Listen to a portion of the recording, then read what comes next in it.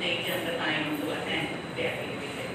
And of course, thank you to the Almighty God for blessing us with rather a good day. Diyos na yung mga nakainya sa hopefully hindi ko siya makuha na niya. Yung mag-ano sila sa mga parents. Anyways, to start, please welcome our cluster head, the team leader of the SGLG Validators, Miss Frances Joy M. Monsanto. Together with the team is our focal person for FDRN and Peace and Order and Drug Abuse. Please welcome LGO5, Leslie. Then coming from our neighbor, nabati na siya because siya po nang nag-assess last time. Please welcome the LGO of Longos Leyte, Mr. Gideon L.E.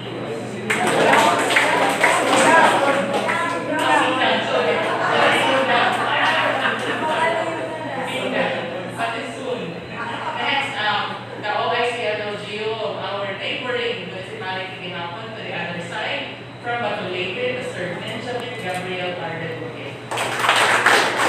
Our representative from CSO is in the person of Mr. Eric Justiniani.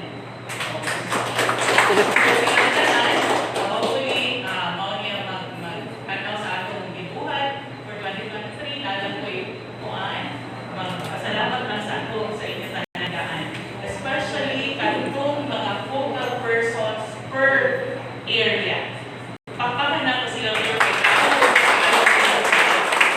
inilalakan na ako sa usa kung you know who you are. And last but not least siguro, before I turn over sa ato Master of Ceremonies, let us manage our expectations lang.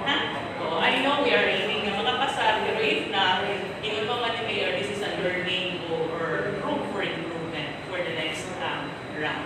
Thank you very much and good luck.